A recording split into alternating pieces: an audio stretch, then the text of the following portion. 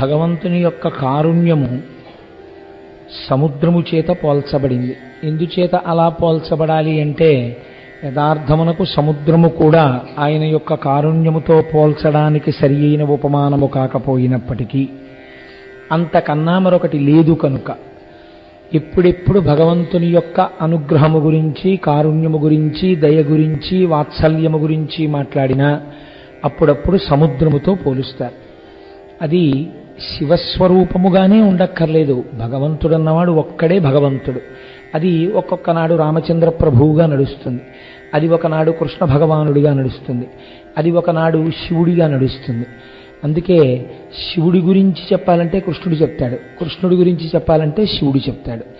రాముడు ఆరాధించాలంటే శివలింగాన్ని ఆరాధిస్తాడు. లోకానికి ఒక మంచి నామం చెప్పాలంటే శివుడు రామనామాన్ని చెప్తాడు. అసలు వాళ్ళిద్దరి మధ్య ఏ విధమైన భేదమూ ఉండదు. అటువంటి భేదాన్ని పొరపాటును కూడా చూడకూడదు.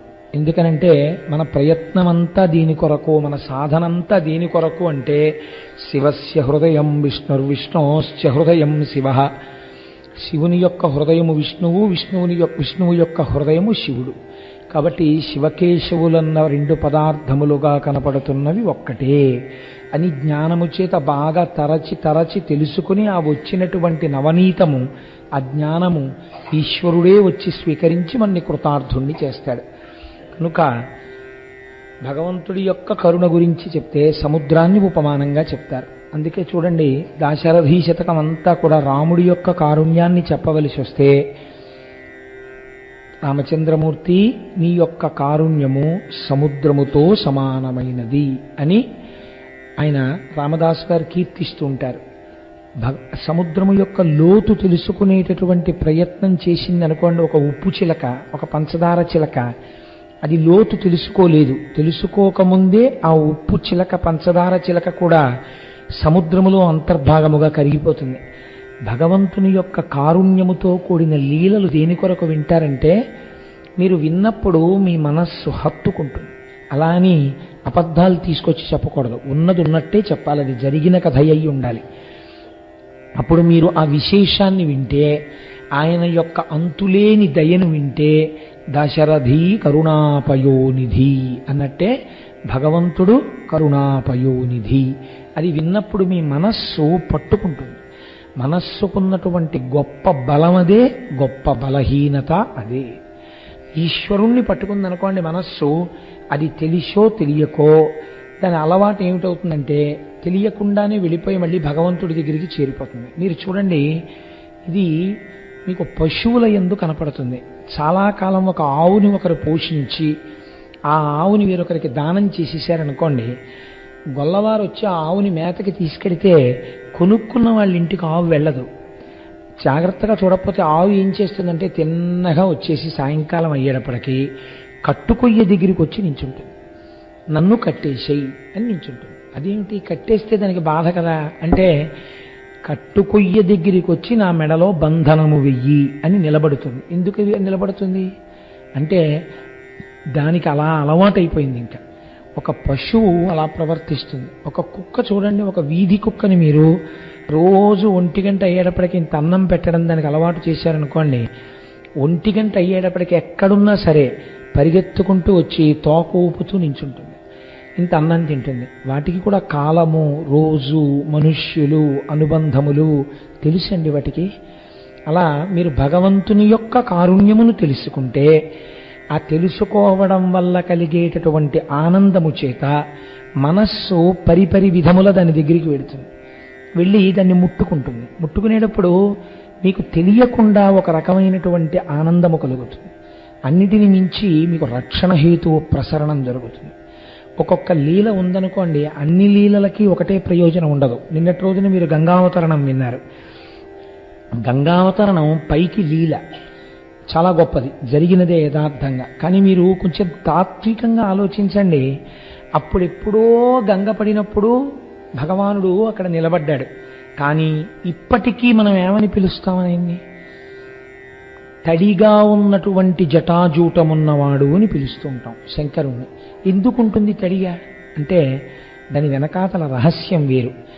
గంగ వలన 3 ప్రయోజనములు కలుగుతాయి. బాగా దీన్ని జ్ఞాపకం పెట్టుకోండి. ఎందుకు తడిగా ఉన్నటువంటి జటాజూటాన్ని దర్శనం చెయ్యాలని చెప్తారు. మీరు ఎప్పుడైనా ఒక తీర్థయాత్రకు బయలుదేరుతున్నారనుకోండి, గత జన్మల యందు పాపము ఏదైనా ఉంటే మిమ్మల్ని ఆ క్షేత్రానికి వెళ్లకుండా చెయ్యాలి అనుకుంటే ఖచ్చితంగా దర్శనానికి వెళ్లే ముందు ప్రతిబంధక రూపంగా ఆ పాపం అడ్డొచ్చి మిమ్మల్ని ఆ క్షేత్ర దర్శనం చెయ్యకుండా వెనక్కి తీసుకెళ్ళిపోతుంది. అందుకే ఎవరైనా దేవాలయ దర్శనానికి బయలుదేరి వెడుతున్నప్పుడు వారిని మళ్ళీ వెనక్కి తీసుకెళ్లే ప్రయత్నం చేయకూడదు. ఒకవేళ వారు ఏదైనా ముఖ్యమైన పని మీదే వచ్చి ఉన్నది చెప్పాలి.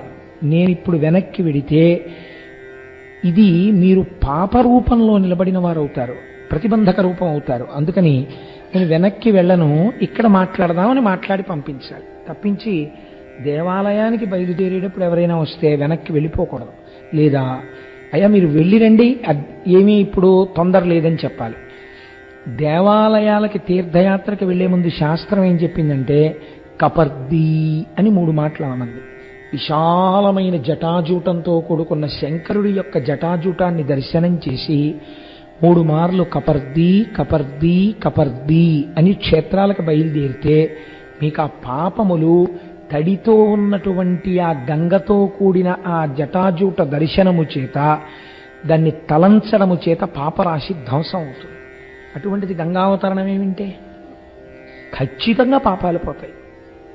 నిన్నడు గంగావతరణానికి అది ప్రయోజనం, ఇవాళ చెప్పేటటువంటి లీలకి ప్రయోజనం మారుతుంది. కానీ మరి ఎందుకు ఇప్పటికీ తడితో ఉన్న జటాజూటం చెప్తాం మనం అంటే గంగ యొక్క 3 ప్రయోజనములు మీరు గుర్తుపెట్టుకోవాలి. మొట్టమొదటి ప్రయోజనమేమి? పాపమును పోగొట్టుట. మీరు చూడండి, ఇంటికి అశౌచం వచ్చిందనుకోండి, ఇంటికి అశౌచం రాదు, ఇంట్లో ఉన్న వాళ్ళకి అశౌచం వస్తుంది. అశౌచం వాయు సంబంధం. వాళ్ళు తిరుగుతున్నారు అనుకోండి, ఇంట్లో వాయు సంబంధంగా అశౌచం నిలబడుతుంది. అది పోగొట్టడానికి ఏం చేస్తారు? ఓ 11 రోజులో ఎంతో అశౌచం వచ్చిందనుకోండి, మీకు తెలిసో తెలియకో ఏవో ముట్టుకుని ఉంటారు. పైగా వాయువు కొంతకాలం నిలబడింది, మళ్ళీ ఇదంత తొందరగా విరిగిపోదు. అందుకని ఏం చేస్తారు? తీసుకొచ్చి మా ఇంట్లో స్వస్తి పుణ్యాహవాచనం చేయించామండి అంటారు. మామిడి కొమ్మలు పెట్టే పార్వతీ పరమేశ్వరుని యొక్క పాదద్వందం శివానంద లహరిలో శంకరాచార్యులు వారు చెప్తారు. ఆ కలశలోని నీటిలోకి ఆ శక్తిని ఆవాహన చేసి మామిడి మండతో ఇల్లంతా చల్లుతారు. చల్లితే ఇప్పుడు ఏమవుతుంది? ఆ వాయు సంబంధమైన అశౌచ దోషం ఎగిరిపోతుంది. గంగకి ఆ శక్తి ఉంది. మీరు గంగనే తేకపోయినా అక్కడ ఒక గ్లాసులో నీళ్లు పోసి గంగే చ యమునే చైవ గోదావరి సరస్వతి నర్మదే సింధు కావేర్యౌ జలేస్మిన్ సన్నిధిం కురు, మీరు ఈ కలశ పాత్రలోకి ప్రవేశించండి అన్నారనుకోండి, ప్రవేశిస్తుంది. కానీ సాధారణంగా మనం చేసేటటువంటి దోషం ఏమిటో తెలుసా అండి? కలశ పాత్రకి ఆచమన పాత్రకి ఒక్కటే పాత్ర వాడతారు. అది చాలా దోషం పూజలో, అలా వాడకూడదు. ఎందుచేత అంటే మీరు ఆచమన పాత్రలో ఏం చేస్తారు? పూజ మొదలు పెడుతూనే ఓం కేశవాయ స్వాహ అని కొన్ని నీళ్లు చేతిలో పోసుకొని తాగుతారు. ఇప్పుడు అందులో నీళ్లు కొన్ని మీరు తాగిన తర్వాత మిగిలిన నీళ్లు ఏమవుతాయి? శేషం అవుతాయి, మీ ఎంగిలిది. ఇప్పుడు ఈ నీటిని తీసుకెళ్ళి మళ్ళీ అందులోకి ఆవాహన చేసేసి ఈ నీళ్లే పట్టుకెళ్ళి భగవంతుడి నైవేద్యానికి భగవంతుని యొక్క స్నానానికి ఎలా వాడతారు? తార్కికంగా మాట్లాడడం వేరు. అలా అయితే నీరంతా ఎంగిలవట్లేదా అండి? అది పక్కన పెట్టండి. మీ భక్తి ఆవిష్కరణకు కలశ పాత్ర వేరుగా ఉండాలి ఇప్పుడు. అందుకే 2 పాత్రలు ఉండాలి పూజలో. కలశం మీరు ఆరాధన చేయకపోతే అక్కర్లేదు. మీరు స్నానం చేయించట్లేదు అనుకోండి, ఇప్పుడు మనం సుబ్రహ్మణ్యేశ్వర స్వామికి అభిషేకం చేశాం, మీరు మీ కలశంలో నీళ్లు పోయలేదు, అక్కడుంచిన నీళ్లు పోశారు, అప్పుడు మీకు కలశ అక్కర్లేదు. మీరు అభిషేకం చేస్తారనుకోండి, మీ దగ్గర కలశ ఉండాలి, లేకపోతే మీకు ఆచమన పాత్ర చాలు. కాబట్టి ఇప్పుడు దోషములను తొలగదోయగలిగినది ఏది? పాపములను పోగొట్టగలిగినది గంగ పోగొడుతుంది. ఈ కలశలో నీళ్లు తీసుకుని మీరేమంటారు? దేవం ఆత్మానం పూజా ద్రవ్యాణి చ సంప్రోక్ష్య. చిత్రం ఏమిటంటే దేవం, భగవంతుడి మీద కూడా నీళ్లు చల్లుతారు. అంటే ఏమిటి? ఆయన ఎందు కూడా దోషం ఉందని. లేకపోతే ఆయన మీద నీళ్ళు ఎందుకండి చల్లడం? అంటే ఏమిటో తెలుసా అండి? ఆయన దోషం ఉన్నవాడని కాదు, మనం చేసేటటువంటి పనుల వలన ఆ వాయు సంబంధమైనటువంటి దోషము ఆ మూర్తిని తాకి ఉండి ఉండవచ్చు. దాన్ని తీసేయడానికి మీకు ఏది ఆధారం? జలమే ఆధారం, గంగయే ఆధారం.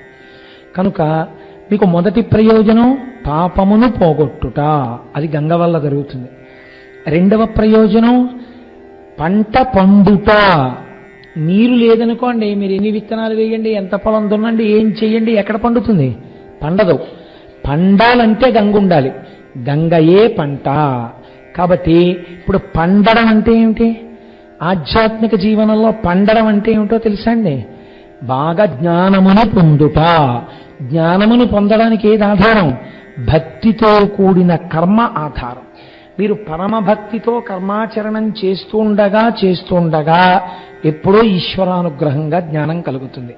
ఆ జ్ఞానాద్దేవత కైవల్యం, ఆ జ్ఞానము వలన మోక్షము కలుగుతుంది. కాబట్టి ఇప్పుడు పండడానికి ఏది ఆధారం? గంగ ఆధారం. మీరు పండిపోయారు, మీకు తెలిసిపోయింది, మీకు ఏదో జ్ఞానం తెలిసింది. నేను పండిపోయిన వాళ్ళు ఎలా పోతే నాకెందుకని మీరు కూర్చోవచ్చా? కూర్చోకూడదు. గంగ ఏం చేస్తోంది? మీరు అడిగారా, మీరు అడగలేదా అని ప్రవహిస్తూనే ఉంది. గంగ ఎలా ప్రవహించిందో తాను పొందిన జ్ఞానం ఇంతైనా అంతైనా 10 మందితో పంచుకోవాలి. 10 మందికి తను తెలియచెప్పాలి. తన విద్యయందు తనకి స్వార్థం కాని, తన విద్యయందు తనకి మోహం కాని ఉండకూడదు. తనకి ఎంత తెలుసో అంతా చెప్పేయాలి. ఒక మేఘం చూడండి, పూర్తిగా వర్షించి తేలిక పడిపోయి అమ్మయ్యా ఏ తేలిక పడిపోయాను దూది పింజేయి వెళ్ళిపోతుంది. అలా అమ్మయ్యా నేను చదువుకున్నవి, నేను కష్టపడి తెలుసుకున్నవన్నీ చెప్పేశాను. చెప్పేశాక వాళ్ళెవరో నీకేదో చేస్తారని ఎదురు చూడకూడదు. చెప్పడమే ప్రయోజనం. నాకు ఈశ్వరుడు నోరిచ్చినందుకు, తెలుసుకోగలిగిన బుద్ధి ఇచ్చినందుకు నేను తెలుసుకున్నది నేను వెదజల్లేశాను. నాకు నా విద్యయందు మోహం లేకుండా నేను నిలబడిపోయానని సంతోషంగా నువ్వు ఇంటికి వెళ్ళిపో, అంతే. ప్రతిఫలాపేక్ష ఉండరాదు. ఉపన్యాసానికి వస్తారా అంటే మీరు ఎంత ఇస్తారు అని అడగరాదు. నీ విద్యయందు నీకు మోహము ఉండకూడదు. కనుక ఇప్పుడు సరస్వతి అని మనం పిలుస్తూ ఉంటాం. సరస్వతి ఏ రంగులో ఉంటుంది? తెలుపు. శంకరుడు తెలుపు, తెలుపు జ్ఞానం. సరస్వతి అన్న మాటకు అర్థం ఏమిటో తెలుసా అండి? దట్ విచ్ ఫ్లోస్ అని అర్థం. ఏది ప్రవహించునో దానికి సరస్వతి అని పేరు. ప్రవహించకుండా ఆగిపోయింది అనుకోండి అంటే తను అన్నీ తెలుసుకున్నాడు, ఎవ్వరికి చెప్పడం. అడిగారనుకోండి, మీరు వెళ్ళి అయ్యా ఇది ఏంటండి అని అడిగారనుకోండి, చెప్పనండి అంటే ఒక్కొక్కరు సరే నేను ఎందుకు చెప్పాలి సభాముఖంగా, జ్ఞాన కలునిలోని శారదయోలే. కాబట్టి అప్పుడు ఏమవుతుంది? నిలబడిపోతుంది. నిలబడిన నీరు మురుగు వాసన వస్తుంది. సరస్వతి నిలబడరాదు, ప్రవహిస్తుండాలి. అందుకే వ్యయే కృతే వర్ధతయే వనిత్యం విద్యాధనం సర్వధన ప్రధానం. ఎంత ఖర్చు పెడితే అంత పెరిగేది ఏదంటే లోకంలో విద్యాధనం. కాబట్టి మోహము లేకుండా అడిగినదే తడవుగా అవతల వాళ్ళకి చెప్పాలి. ఎటువంటి వాళ్ళకి చెప్పాలి? వినడానికి వచ్చి సెల్ ఫోన్ పెట్టుకున్న వాళ్ళకి చెప్పక్కర్లేదు. వాడికి శ్రద్ధేది ఎందుకు చెప్పాలి? చెప్పక్కర్లేదు. శ్రద్ధగా కూర్చుంటే చాలు చెప్పేసి. ఆవి ఏం చేస్తుందండి? శ్రద్ధగా కూర్చుని ఇలా శిరములు పట్టుకుంటాడు, అంతే పాలు వదిలేస్తుంది. ఇలా నీ పాదములు పట్టుకుంటే చాలు, నువ్వు చెప్పేయాలి, నీకు తెలుసున్నది. కాబట్టి ఏమవుతుంది? సరస్వతి అంటే ప్రవహించున్నది. ఏది ప్రవహిస్తోందో అది సరస్వతి, అది ఉద్ధరిస్తోంది, జ్ఞానులను చేస్తోంది. సరస్వతి ఆగదు. అలా గంగ కూడా ఆగకూడదు. పవిత్రం చెయ్యడం, జ్ఞానం ఇవ్వడం అన్నది అలా వెళ్ళిపోతూనే ఉండాలి. ఇది ఎక్కడుంది? శివుడి జటాజూటంలో ఉంది. ఇప్పుడు అది మీ మీద పడాలంటే మీరేం చేయాలి? మీరు ఆయన పాదాలు ఇలా పట్టుకుని ఇలా వంగున్నారనుకోండి, ఆయన పాదాలు పట్టుకుని నించుంటే ఆయన ఏం చేస్తారు? అలా కూర్చోడు కదా బిర్రబిగిసి. వంగి నాన్న నీకు జ్ఞానసిద్ధిరస్తు అంటాడు. ఇలా అనగానే ఒక్కొక్క మహానుభావుడు దర్శించాడండి. శ్రీశైలం మల్లన్న శిరసొంచేన చేనంత గంగమ్మ వాన. గంగ పడ్డం అంటే ఏంటి? వర్షం పడ్డమే గంగ పడ్డం. గంగావతరణం ఇప్పుడు మీరు చూడాలంటే వర్ష రూపంలోనే గంగావతరణాన్ని చూడాలి. ఎందుకని? శివుడి జటాజూటంలో ఉన్న గంగ పరమ పవిత్రం, ఆకాశగంగ. ఆయన తల ఉంచి సంతోషించాడనుకోండి, గంగ పడుతుంది. బహుశా చెప్పినవాడి సమర్థత కాదు, విన్నవాళ్ళు ఎవరి పొంగిపోయారో గంగావతరణానికి, గంగావతరణం జరిగిపోయింది కాకినాడలో, అంతే. కాబట్టి నిశ్చలమైన భక్తితో నిలబడితే చాలా ఏమైంది? తడిసిపోయారు మీరు ఇవాళ. మీరు తడిసిపోయారు జ్ఞానగంగలో. ఇదే శ్రీ సూక్తంలో మనం అడుగుతాం, అమ్మ నేనేం చేస్తున్నాను? నీ పాదముల దగ్గరకు వచ్చి శిరస్సు వంచుచున్నాను. ఉంచితే నువ్వేం చేస్తావు? లక్ష్మీర్ దివ్యైర్ గజేంద్రైర్ మణిగణఖచితై స్థాపితా హేమకుంభై నిత్యం సా పద్మహస్తా మమ వసతు గృహే సర్వమాంగళ్యయుక్తా. మీరు నిజంగా శ్రీ సూక్తాన్ని చదువుతున్నప్పుడు అనుభవిస్తున్నారనుకోండి, మీరు ఏం చెప్తారు అప్పుడు? అమ్మా నేను నీ పాదముల మీద శిరస్సు తాటించి నమస్కరించుచున్నాను అంటారు. ఇప్పుడు ఏనుగులు వచ్చి కలశలతో ఇలా తామర పూలు అభిషేకం చేస్తున్నాయనుకోండి, ఆవిడ పాదాల మీద మీ తల ఉంటే ఆవిడ మించి పడ్డ పూలు ఎక్కడ పడాలి? మీ మెడ మీద అక్కడ పడాలి, తడి తడిగా. మీరు ఆ ధ్యానంలోంచి లేచినప్పుడు ఇదంతా తడిగా ఉందని మీరు తడుముకోవలసి ఉంటుంది. ఎందుచేత? ఆ భావన ఉండిపోతుంది. ఆ తడి తామర పూలు అన్నీ మెడ మీద పడ్డాయి కదా, తడేని. నిజంగా ఉందా? తడేం లేదు. ఎందుకు అలా తడుముకుంటున్నారు అంటుంది భార్య. ఏం లేదులే అంటే. ఇప్పుడు ఏమైంది? నిజంగా పడతాయి ఆ పూలు, వాడి మీద పడ్డాయి ఆ పూలు. భావన యందు పడతాయి. భావనా మాత్ర సంతుష్టాయై నమః. మీరు భావన చేస్తే అది అమ్మవారి యొక్క అనుగ్రహానికి దారితీస్తుంది. ఈ అనుగ్రహం జ్ఞానంగా మారుతుంది. ఈ జ్ఞానము వలన కైవల్యమునకు వెడతాడు. కాబట్టి ఇప్పుడు శంకరుడు గంగను దాల్చుట అంటే కేవలముగా అలా ఏదో కుండలో నీళ్ళెట్టు కూర్చున్నట్టు కూర్చుంటాడని మీరు అనుకుంటున్నారా? అది జ్ఞానగంగగా మారినది. ఆ జ్ఞానగంగ ఎందే మీరు తడిసిపోవలసి ఉంటుంది. కాబట్టి ఒక లీల ఉంటుంది, దానికి బాహ్య ప్రయోజనం ఉంటుంది. మీరు ఆంతర ప్రయోజనము కూడా తెలుసుకోవడం మీ ధ్యానమును పరిపుష్టం చేస్తుంది. ఉన్నతి ఎక్కడ కలుగుతుందంటే ఆ ధ్యానములోనే కలుగుతుందండి. ఆ ధ్యానమునందు ఏకీకృతమైపోతాయి. మూడుగా మొదలెట్టినవి ఒకటైపోతాయి. నేను కూర్చున్నాను పూజకి, నేను శివుణ్ణి పూజ చేస్తున్నాను, శివుడు పూజ చేయబడుచున్నాడు, నేను ధ్యానము చేయువాడను, ధ్యానము చేయబడువాడు శివుడు, ధ్యానము అని మూడుతో మొదలుపెట్టారు. మీరు అపారమైన ఆనందంలో అన్నీ మరిచిపోయినప్పుడు మీరు ఏది చూస్తున్నారో దాంట్లో మీ మనస్సు లయం అయిపోయింది. మీరు పైకి శరీరం ఉంది, కానీ మీరు చూస్తున్నటువంటి మూర్తిలోకి ప్రవేశించేశారు. ఇప్పుడు ఏమైపోయింది? ఒక్కటే ఉంది. ఏ వస్తువుని చూస్తున్నారో ఆ వస్తువే ఉన్నది. నిన్నటి రోజున శంకరుడు గంగని పట్టడంలో ఒక గొప్ప కారుణ్యం, ఒక గొప్ప దయ. ఎందుకని? భగీరథుడు అడగకుండానే పడతానన్నాడు, బ్రహ్మగారు అడిగాకిచ్చారు. శివుడు అడగకుండా పడతానన్నాడు. కాబట్టి కారుణ్యం అక్కడే మొదలైపోయింది. ఇప్పుడు చూడండి, ఇవాళ మనం వేరొక లీలని ప్రారంభం చేస్తున్నాం. అందులో అసలు శివుడి దయ గురించి మీరు వింటే ముక్కున వేలేసుకోవాలి, అంత చిత్రంగా ఉంటుంది. ఎప్పుడు జరిగింది?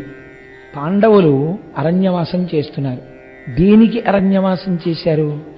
ధర్మమూర్తులు కనుక, ధర్మమును ఆలంబనముగా స్వీకరించిన వారు కనుక వారు అరణ్యవాసం చేస్తున్నారు. మీరు ఒకటి బాగా జ్ఞాపకం పెట్టుకోండి, ఎప్పుడు కథని కథగా వినడం వల్ల మీకు ప్రయోజనము చాలా తక్కువ. కథని మీరు విచారణ చేస్తుండాలి. ఒక పద్యం చదివితే కాసేపు కళ్ళు మూసుకొని ఆలోచించాలి, ఈ పద్యం ఇలా ఎందుకు వచ్చింది అని ఆలోచించాలి. పాండవులు ఎక్కడున్నారండి? అరణ్యవాసం చేస్తున్నారు. పాండవులలో ధర్మరాజాదులకు తెలియదా కృష్ణుడు భగవానుడని? ఖచ్చితంగా తెలుసు. కుంతీదేవి ఎన్నో మాటలు చెప్పింది ఈ విషయాన్ని. కృష్ణుడు వచ్చాడు. వచ్చినప్పుడు ఏమనాలండి వాళ్ళు?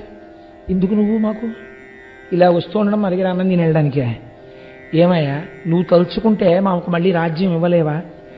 మాకు ఈ అరణ్యవాసం ఏమిటి కష్టాలు అని అడగాలి కృష్ణుడిని. వాళ్ళు దెప్పి పొడవలేదు. ఎప్పుడు మీరు భగవంతుడి పాదములను బాగా పట్టుకోవలసింది ఎప్పుడో తెలుసా అండి?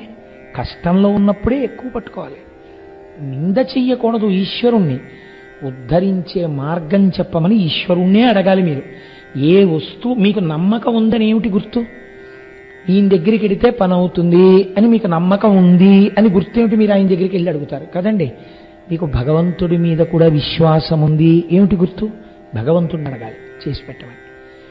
కానీ ఒక్కటి, మీరు ఎలా ఉండాలి అడిగేటప్పుడు మీకు చేయడానికి? మీరు ధర్మమునందు నిలబడ్డానికి సిద్ధపడాలి కదా. అరణ్యవాసమునందున్న పాండవుల యందు స్థితి ఉన్నది. కాబట్టి ఇప్పుడు ధర్మరాజు కృష్ణ భగవానుడితో ఒక మాట అంటున్నాడు. శ్రీకృష్ణ భగవానుడు అరణ్యానికి వచ్చాడు. తన భక్తుల కోసమని భగవంతుడు ఎక్కడికైనా వెళ్ళిపోతుంటాడు. ఇప్పుడు సాకారుడై అక్కడికి వచ్చాడు.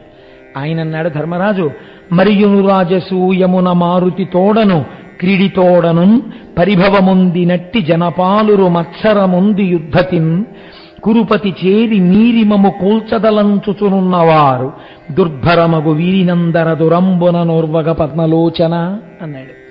అయ్యా మహానుభావానికి తెలియనటువంటి విషయం లేదు. రాజసూయాగం చేశాం మేము పూర్వం.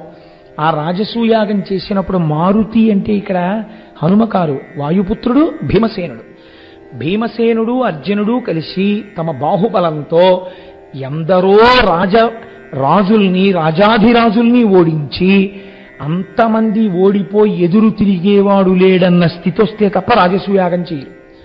కాబట్టి మేము రాజసూయాగం చేశాము అంటే అందరూ రాజుల్ని ఓడించేశాం. మా చేత ఓడింపబడిన రాజు లేడు. ఇప్పుడు మేము అరణ్యవాసానికి వచ్చాం అంటే ఏమైంది? ఓడలు బళ్ళయ్యాయి. ఇప్పుడు ఇది ఎవరి వలన జరిగి ఉండాలి? విధి వలనే జరిగి ఉండాలి. భగవంతుని యొక్క ఆశ్చర్యకరమైన చేష్టితమే. కాబట్టి నువ్వు కారణం అంటున్నాడా ధర్మరాజు? అంటలేదు. ఇప్పుడు మేము అరణ్యంలో ఉన్నాం. ఇక పూర్వం మా చేత ఓడింపబడిన వారు అందరూ ఏకమయ్యారు. ఏకమై ఏమిటి వాళ్ళకి మా మీద పగ? ఇక పూర్వం మేము రాజసూయాగం చేశాం, సింహాసనాల మీద ఉన్నాం. ఇప్పుడు మేము రాజ్యభ్రష్టులం, అరణ్యంలో ఉన్నాం. అందరూ చేతులు కలిపి మా మీద ప్రధానమైన పగ పెంచుకున్నవాడెవరో, నిరంతరం మమ్మల్ని మట్టు పెట్టడమే లక్ష్యంగా బ్రతికేవాడెవరో అటువంటి దుర్యోధనుడితో చేతులు కలిపారు. కాబట్టి మాకు శత్రువులు అనంతములు. అడుగు తీసి అడుగేస్తే మాకు శత్రువే. ఎప్పుడు ఎలా మమ్మల్ని చంపుదామా అని చూస్తున్న వాళ్ళే ఉన్నారు. ఈశ్వర, మేము ఈ సంకటం నుంచి ఎలా బయటపడతాం?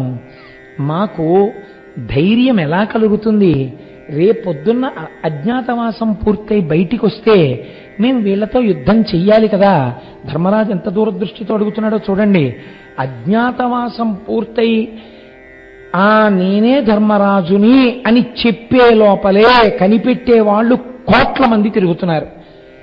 వీళ్ళు మమ్మల్ని తెగటార్చే ప్రయత్నంలో ఉంటారు. మేమెవరో తెలిస్తే అసలు ఇంకా మేము యుద్ధానికి బలం సమీకరించుకోవడానికి అవకాశం ఉండదు. నలుగురిని పోగేసుకుని మాకు మేమెవరమో ఎక్కడున్నామో ఎవ్వరికీ తెలియదు. ఎందుకని అజ్ఞాతవాసానికి వెళ్ళిపోవాలి, ఎక్కడో ఉంటాం. అజ్ఞాతవాసంలోంచి ఎంత కష్టం వచ్చిందండి నిజంగా పాండవులకి. మేము ఇలా బయటికి వచ్చి ఊపిరి పీల్చుకుని అమ్మయ్యా అజ్ఞాతవాసం అయిపోయింది అనేటప్పటికీ ఓం అని గణపతి పూజ ఎక్కడ? యుద్ధభూమిలోనే. అదే జరిగింది కదండి మరి ఉత్తరగోగ్రహణంలో. శత్రువులు వెన్నంటి వచ్చి నిలబడిపోతారంతే. అప్పటికి మాకెవరు దిక్కు? ఎవరు మా వెనకాల ఉన్న వాళ్ళు ఎవరు? మేము 5గురమే. వాళ్ళు మమ్మల్ని తెగటార్చరా? అన్ని వేపుల నుంచి వచ్చి మమ్మల్ని చంపరా? మాకు ఇప్పుడు ఉన్న శక్తి మాకు చాలని అహంకరించట్లా. ధర్మరాజు గారు పట్టుకునేటటువంటి ఆయుధాల గురించి మీరు వింటే ఆశ్చర్యపోతారు. ప్రతిదాని మీద బంగారు వృషభాలు చెక్కుంటాయి. ఇంట్లో ఉండే వస్తువులు కూడా అలా ఉండాలండి. మీరు ఇంట్లో ఉండే ఏ వస్తువుని ముట్టుకున్నా అది మిమ్మల్ని ధర్మ ప్రచోదనం చేసేదై ఉండాలి. మీ మనస్సు వ్యగ్రతతో ఉందనుకోండి, మీరు ఇలా వెళ్ళి కబ్బోర్డ్ తీస్తే కేవలం మీ ప్యాంట్లు చొక్కాలు హ్యాంగర్ ఉండకూడదు. మీ ప్యాంట్లు చొక్కాలతో పాటు ఆ వెనకాతల ఒక రాజరాజేశ్వరి అమ్మవారి ఫోటో ఉందనుకోండి, మీ మనస్సు ఏదో ఉద్ధతితో బయలుదేరుతూ ప్యాంటు షర్టు తీసుకుంటోందనుకోండి, అమ్మవారి ఎదురుగుండా కనపడగానే ఎంతమందికి నువ్వేం ఉపన్యాసాలు చెప్పావు, ఇవాళ ఎంత కోపంతో బయలుదేరుతున్నావు, అలా వెళ్ళొచ్చా నువ్వు? అంతే, సంయమనంలో కడతారు. ఎటు తిరిగినా మీకు చంద్రశేఖర పరమాచార్య స్వామి వారి మూర్తులు కనపడుతున్నాయి అనుకోండి, ఆయన్ని చూడగానే అసలు ఆయన యొక్క ఆ చిరునవ్వు చూడగానే మీ మనస్సు శాంతంగా ఉంటుంది. అవతల వాళ్ళ అజ్ఞానాన్ని మీరు మన్నించగలుగుతారు.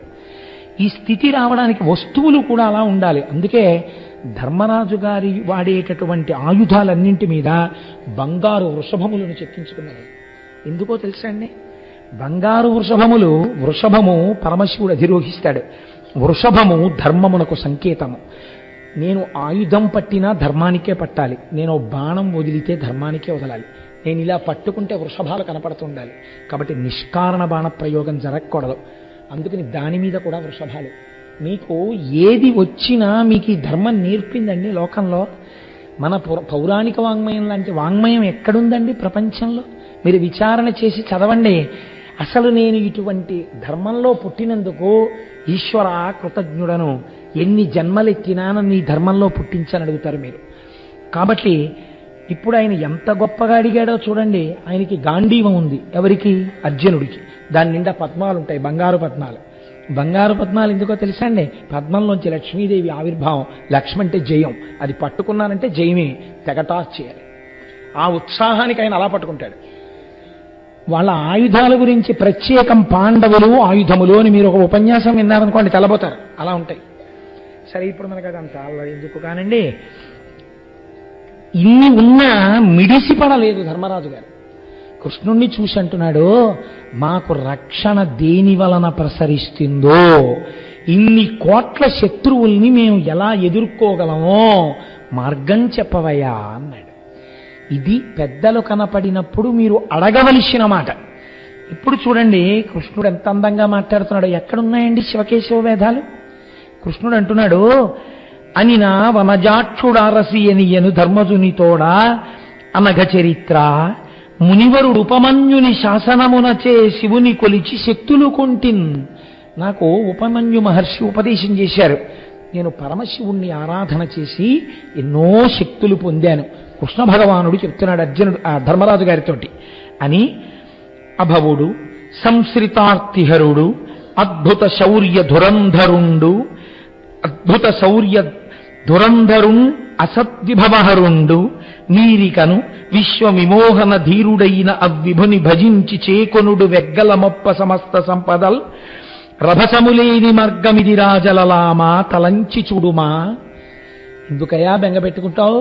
మహానుభావుడు, దీనదయాళు, ఎవరి పేరు శివుడో, ఎవరు మంగళములన్నిటికీ కూడా ఆలవాలమో, ఎవడి అనుగ్రహము మంగళములనిస్తుందో, ఏ ఒక్కడు ఇలా చెయ్యెత్తి అంటే నీకు శుభం జరుగుతుందో, ఏ ఒక్కడు నిన్ను చూసి నవ్వినంత మాత్రం చేత సమస్త లోకములు నీకు ఎదురు నిలబడినా నువ్వు బెంగపెట్టుకోనవసరం లేదో, వాళ్ళు ప్రాజ్ఞుడి పరిస్థితి ఎప్పుడు ఎలా ఉంటుందో తెలుసా అండి?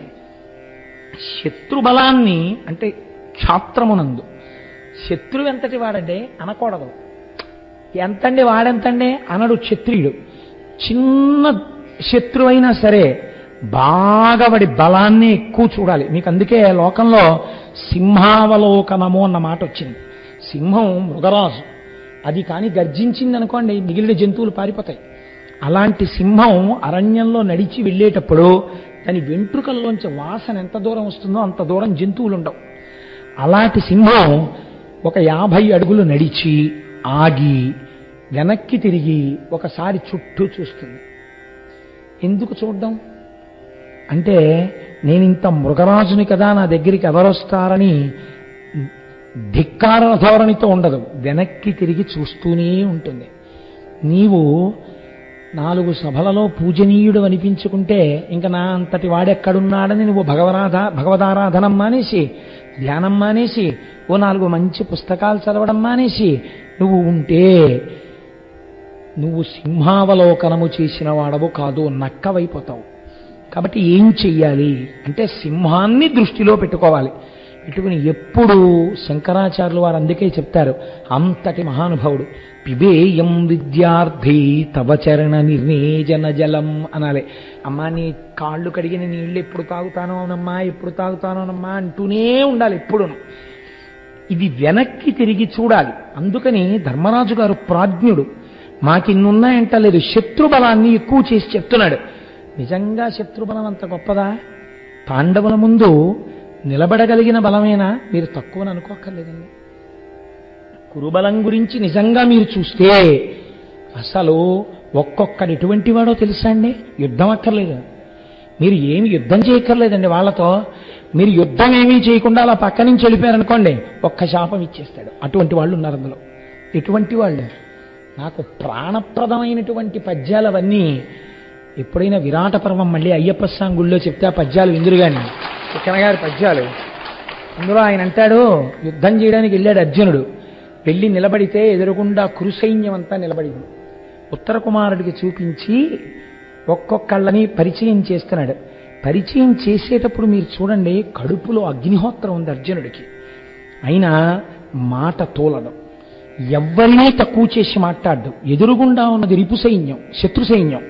ఎంత అందంగా మాట్లాడతాడో చూడండి. మాట అలా ఉండాలండి నిజంగా. క్షాత్రధర్మం అంటే అది.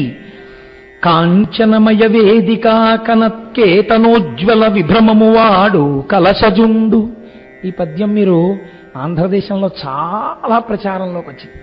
మహానుభావుడు ఎవరు చదవాలో వారు చదివారు. నిజంగా దృశ్యకావ్యాల కింద వచ్చే కొన్ని సింహలాంగూల భూషిత నభోభాగకేతు ప్రేంఖణము వాడు ద్రోణసుతుడు కనక గోవృష సాంద్ర కాంతి పరిస్ఫుట ధ్వజ సముల్లాసంబు వాడు కృపుడు లలిత కంబు ప్రభాకలిత పతాకా విహారంబు వాడు రాధాత్మజుండు మణిత మయోరగ రుచిజాల మహితమైన పడగవాడు కురుక్షితిపతి మహోగ్ర శిఖర ఘన తాళ తరువగు సిడమువాడు సురనదీసూనుడేర్పడ చూచికొనుము అన్నాడు. అప్పటి వరకు ఆయన బృహన్నల అర్జునుడిగా గాంధీవం పట్టుకుని రథంలో వెళ్ళాడు. ఎదురుగుండా నిలబడింది సైన్యం. ఎటువంటి సైన్యమో చెప్తున్నాడు. కాంచనమయ వేదికా కనత్చేతనోజ్వల విభ్రమము వాడు కలశజుండు. ఇదండి లోపల భక్తి అంటే. మొట్టమొదట ఇంతమందిని చూడగానే ఎటు తిరిగి నమస్కారం చేశాడో తెలుసా అండి? తన గురువు ద్రోణాచార్యుల వారికి నమస్కారం చేశాడు. ఆ గురుభక్తి లేకపోతే జీవితంలో పైకి రాడు. ఏది చేసినా ఆ గురువుగారు అనుగ్రహం అనగలగాలి. ఆ సంస్కార బలం లోపల ఏర్పడిపోవాలంతే. అందుకని మొట్టమొదట చెప్తున్నాడు. ఎవరో తెలుసా ఆయన? కాంచనమయ వేదికా కనత్కేతనోజ్వల విభ్రమము వాడు. బంగారు అరుగు సింహాసనంగా ఆయన యొక్క జెండాగా ఉంటాట ద్రోణాచార్యుల వారు. అసలు నిజంగా వాళ్ళకి అటువంటి ఆలోచనలు వచ్చినందుకు చూడాలి. ఎందుకని? ఆ రోజుల్లోనండి అసలు భరతఖండం మొత్తం మీద ద్రోణాచార్యుల వారి దగ్గర చదువుకుని వాళ్ళు లేడు. అటువంటి గురువు కాబట్టి అరుగుల మీద ఎప్పుడూ శిష్యులే. అది బంగారు అరుగు కాబట్టి బంగారు అరుగు తన జెండా గుర్తుగా ఉన్నవాడు. సింహలాంగూల భూషిత నభోభాగకేతు ప్రేంఖణము వాడు ద్రోణసుతుడు. ఆకాశంలో ఒక సింహం తోక ఉందనుకోండి, మీరు వెళ్ళి సింహం తోకట్టుకుంటారండి ఎవడైనా? సింహం తోక ఆకాశంలో ఉన్నట్టుగా ఉంటుంది అశ్వత్థామ యొక్క పతాకం. అంటే ఒక్కొక్కడు ఎటువంటి వాణ్ణని చెప్తాడో చూడండి. నా దగ్గరకు వస్తే సింహం తోక పట్టుకున్నట్టే. ఏమైపోతావో చూసుకో. కనక గోవృష సాంద్రకాంతి పరిస్ఫుట ధ్వజ సముల్లాసంబువాడు కృపుడు. తెల్లటి ఆవులు తెల్లటి ఎద్దులు ఒక చోట నించో పెడితే వాటిలోంచి వస్తున్న కాంతిల ఆవు ఎద్దు పతాక గుర్తుగా ఉన్నవాడు కృపాచార్యుడు. లలిత కంబు ప్రభాకలిత పతాకా విహారంబువాడు రాధాత్మజుండు. కర్ణుడి యొక్క పతాకం మీద తెల్లటి శంఖం యొక్క గుర్తుంటుంది. శంఖం విజయానికి పిలుపు. కర్ణుడు తెల్లటి శంఖాన్ని ఎంచుకున్నాడు. మణితమయోరగరుచిజాల మహితమైన పడగవాడు కురుక్షితిపతి. ఎవడి మనోభిప్రాయం వాడి పతాకంలో ఉంటుంది. నిజంగా ఏమీ భారతం అండి, ఎటువంటి పద్యాలండి. తిక్కనగారే నన్నయ్య గారే ఎర్రాప్రగడే ఆణిముత్యాలు ఈ తెలుగు జాతికి. ఒక్కొక్క పద్యం మీ పిల్లల్ని కూర్చోబెట్టి చెప్తుంటే, మనవల్ని కూర్చోబెట్టి తాతగారు చెప్తుంటే ఎంతంత సంస్కారాలు ఏర్పడాలో. మణిత మయోరగ రుచిజాల మహితమైన పడగవాడు. పెద్ద పడగ పట్టినటువంటి పావు గుర్తుగా ఉన్నవాడు కురుక్షితిపతి. దుర్యోధనుడు మహోగ్ర శిఖర ఘనతాళ తరువగు సిడమువాడు సురనదీసూనుడేర్పడ చూచికొనుము. పెద్ద తాడి చెట్టు తన చెండా గుర్తుగా ఉన్నటువంటి వాడు భీష్మాచార్యుల వారు. అరిగో వాళ్ళు ఒక్కసారి చూడన్నాడంతే. ఈ మాట చెప్పి ఒక్కొక్కడిని చూపిస్తుంటే చూశాటిలా వాళ్ళ తేజస్సు చూశాడండి. చూసి వెంటనే ఉత్తర కుమారుడు అన్నాడు, కౌరవసేన చూచివద కందడ గెన్మదితోనమేను నీవూరకపోవచున్కి ఇది ఒప్పునే ఇప్పటి భంగి చూచిన వీరల నేను మార్కొనమి నిశ్చయమట్లగుటన్ రయంబునంతేరు మరల్పు ప్రాణములు తీపనమున్ వినవే బృహన్నలా. అసలు ఆ సైన్యాన్ని చూస్తుంటేనే నాకు కాళ్ళు చేతులు వణకడం కాదు, మనసు కూడా ఉనికిపోతోంది. ఇంకా నేను యుద్ధం ఏమిటి? ప్రాణాలు తీపన్న సామెత వినలేదా? వెనక్కి తిప్పరా బృహన్నలా అన్నాడు. అటువంటి అద్భుతమైనటువంటి కురు సైన్యం. అందులో భీష్మాచార్యులు వారు ఒక్క మాట అన్నారండి. భీష్మాచార్యుల వారి పాదాలకి, కృపాచార్యుల వారి పాదాలకి, ద్రోణాచార్యుల వారి పాదాల మీద నమస్కార బాణ ప్రయోగం చేశాడు అర్జునుడు. బాణప్రయోగం చేసి ఒక చమత్కారం ఉంటుంది యుద్ధంలో, చాలా దగ్గర నుంచి రథం వెళ్ళిపోవాలి. అలా వెళ్ళిపోయినప్పుడు పలకరించరు, తాతగారు అనేం పలకరించరు. శౌర్యం శౌర్యమే, ఇలా నమస్కారం పెట్టరు ఒక్క గురువుకి అయితేనే. మిగిలిన వాళ్ళకి బాణప్రయోగం చేస్తారు, 2 బాణాలు వచ్చి పాదాల దగ్గర గుచ్చుకుంటాయంటే పాదాల మీద కాదు, పాదాల ముందు గుచ్చుకోవాలి. గుచ్చుకున్న తర్వాత విపరీత వేగంతో వాళ్ళ రథం పక్క నుంచి రథం వెళ్ళిపోవాలి. అలా వెళ్ళిపోతే కుశలం అడిగినట్టు, క్షేమంగా ఉన్నారా తాతగారు అని అడిగినట్టు.